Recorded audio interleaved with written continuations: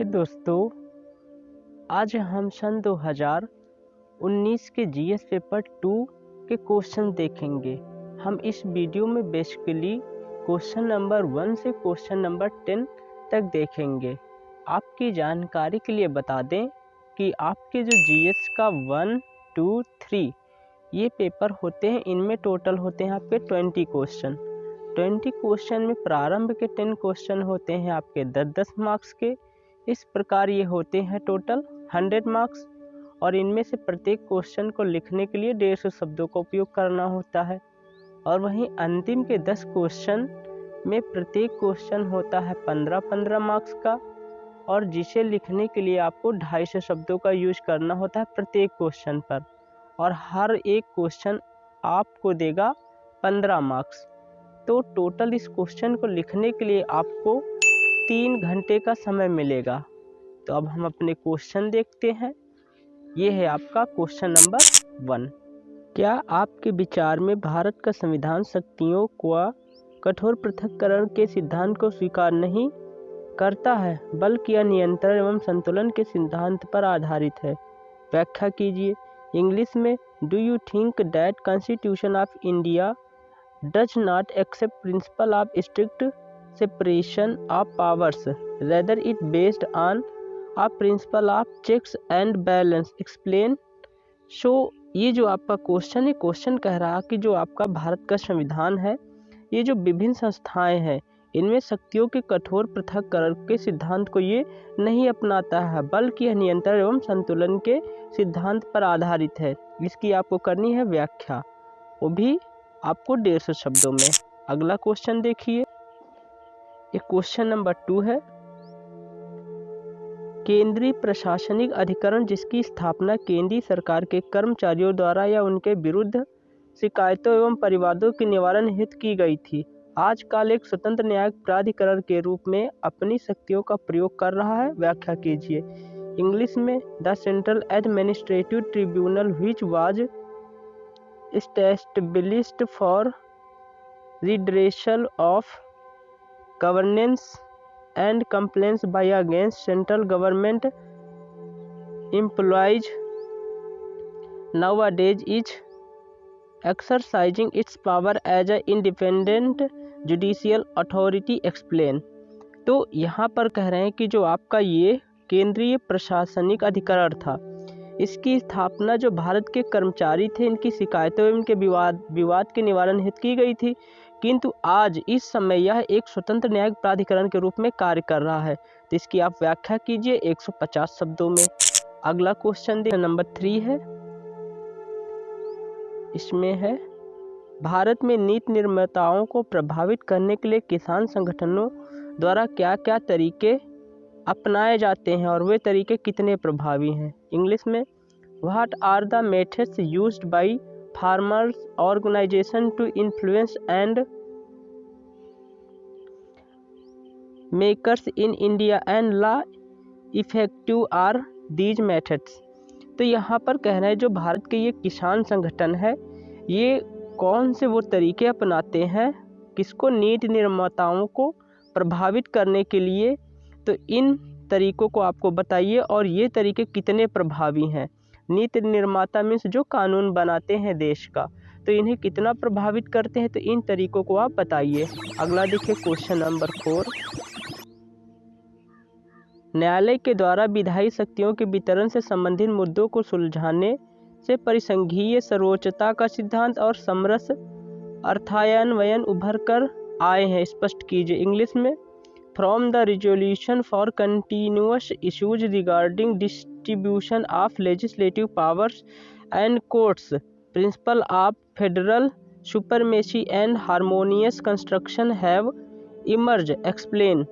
तो यहाँ पर कह रहे हैं जो आपका ये न्यायालय है, न्यायालय कहता है कि विधायी शक्तियों के वितरण से सर्वोच्चता का सिद्धांत और समरस अर्थान्वयन उभर कर आए हैं, इन्हें स्पष्ट कीजिए। तो न्यायालय जो आपकी होती है न्यायपालिका, और विधायी शक्तियाँ मीन्स जो आपकी विधायिका, तो इनके विषय में आप पढ़िएगा तो आपको अच्छे से क्वेश्चन का उत्तर मिल जाएगा।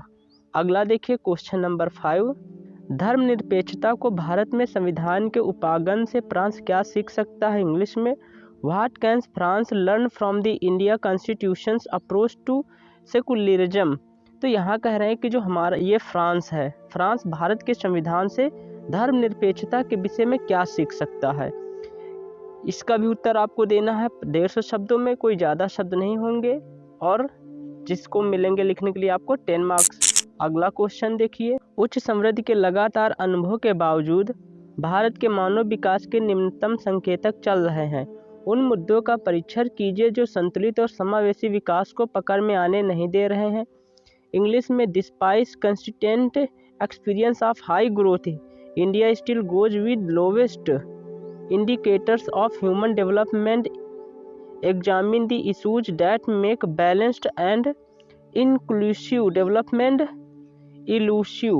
सो यहाँ पर कह रहे हैं कि जो मानव विकास है आपका, इस मानव विकास के उच्चतम अनुभव के बावजूद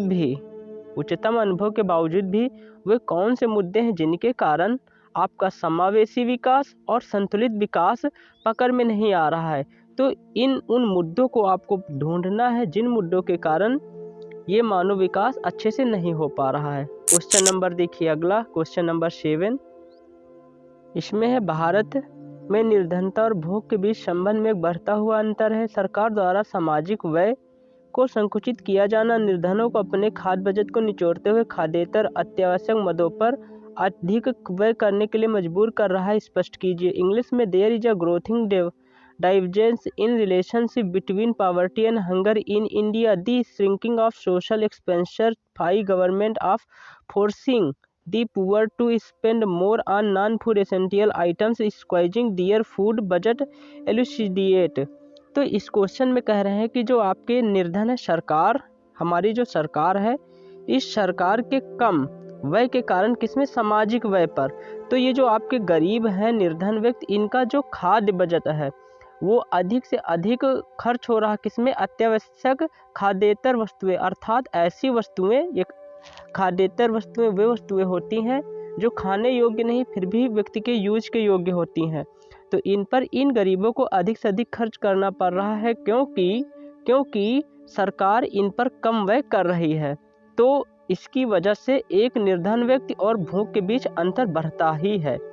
अगला क्वेश्चन देखिए, सूचना और संप्रेषण प्रौद्योगिकी ICT आधारित परियोजनाओं कार्यक्रमों का कार्यान्वयन आमतौर पर कुछ विशेष महत्वपूर्ण कारकों की दृष्टि से ठीक नहीं रहता है। इन कारकों की पहचान कीजिए और उनके प्रभावी कार्यान्वयन के उपाय सुझाइए। इंग्लिश में implementation of information and communication technology ICT based projects are programs usually suffers in terms of certain viral factor identity these factors and suggest measures for their effective implementation. तो यहाँ पर कहते हैं जो सूचना आपकी, ये जो है आपकी सूचना और संप्रेषण प्रौद्योगिकी, सूचना संप्रेषण प्रौद्योगिकी में से जो परियोजनाएं हैं ये किन्हीं कारकों में अच्छी उपयोगी सिद्ध नहीं होती हैं। तो उन कारकों को पहचानिए और उन कारकों के अपने अनुसार उपाय बतलाइए।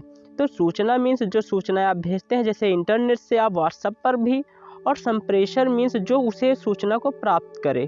तो इसमें से वो ऐसी कुछ परियोजनाएं हैं जिनके उपयोगी सिद्ध नहीं होती हैं किन्हीं कारणों की वजह से। तो आपको उन कारकों को पहचानना है और फिर उनके उपाय बतलाने हैं। अगला क्वेश्चन देखिए,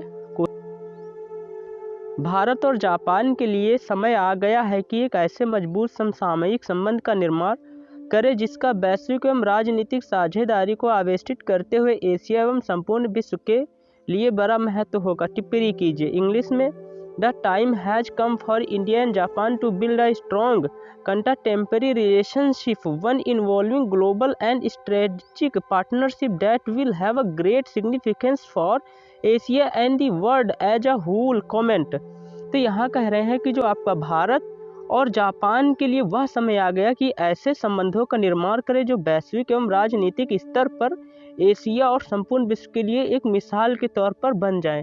ये आपका इंटरनेशनल रिलेशन से क्वेश्चन है। अगला क्वेश्चन देखिए, आवश्यकता से कम नकदी अत्यधिक राजनीति ने यूनेस्को को जीवन लक्ष्य की स्थिति में पहुंचा दिया है। अमेरिका द्वारा सदस्यता प्रत्याग करने और सांस्कृतिक संस्था पर इजराइल विरोधी पूर्वाग्रह होने का दोषारोपण करने के प्रकाश में इस कथन की विवेचना कीजिए। इंग्लिश में too little cash too much politics leave UNESCO fighting for life discuss the statement in light of US withdrawal and accusation of cultural body as being anti-Israel bias।